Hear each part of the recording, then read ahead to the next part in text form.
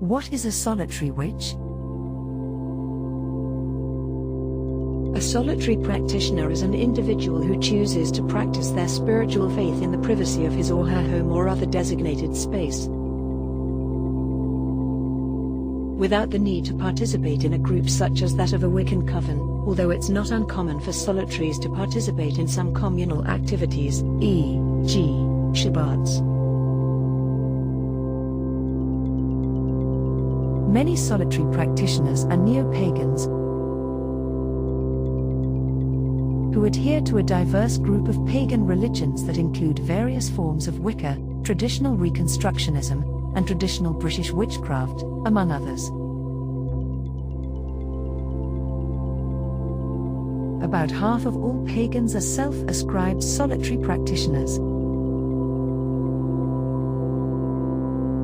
While formal training is not a necessary component of solitary practice as it is in more organized groups, it is nevertheless a supported recommendation, and practitioners can find myriad workshops, seminars and classes, in their local communities and online, that help to provide a more well-rounded approach to their spiritual practice.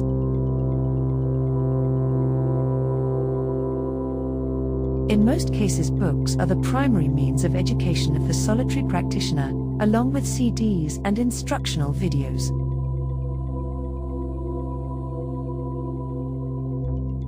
Furthermore, the Internet has provided for innumerable avenues of personal education in several spiritual faiths, Neo-Pagan or otherwise, making it possible for an individual to learn all he or she can about a particular path. In addition, that individual may decide to merge the various beliefs, legends and rituals they've researched from differing paths into a diverse, yet coherent whole known as being eclectic.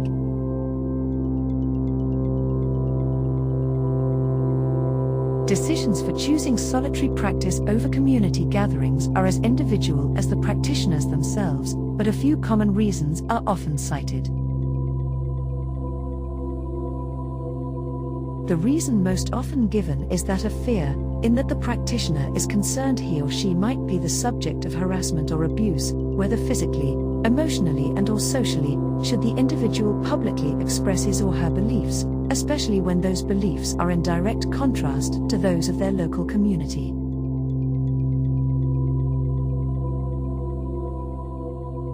This mentality is often referred to by those in the Neo-Pagan community by the slang phrase, "still in the broom closet."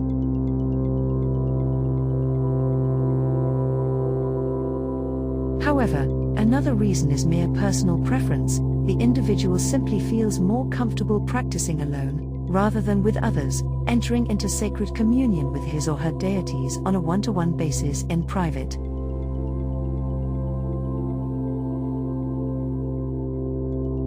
There have been historically wise women, oracles, shamans and the like, who practiced alone and offered essential services to their communities, choosing a select few to inherit their knowledge, most often members of their family or people they were particularly close with.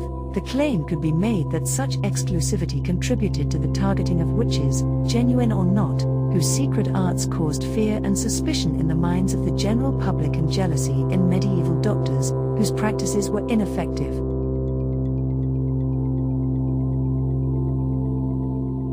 This last statement is inferred from historical premise and opinion and should not be treated as fact. Solitary practice has been the subject of scrutiny within the Neo-Pagan community by those who feel that the practice is uncommitted or in some way insincere. Especially within the Wiccan community, who consider a witch's power to be transferred or bestowed upon an individual by the leading authority of a group. For instance, a high priest or priestess.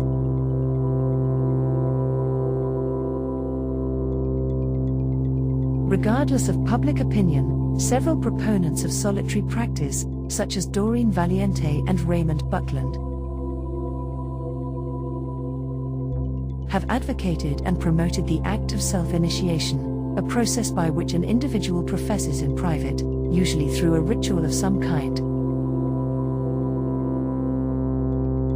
their commitment to and worship of a particular deity or pantheon.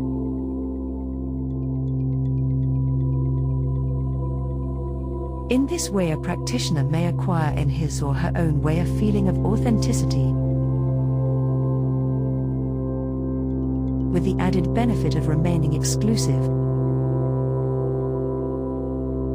and an extensive amount of self-initiating rituals have been written and published for the general public by popular New Age authors like Silver Raven Wolf and the late Scott Cunningham, both of whom having written educational guides for the solitary practitioner.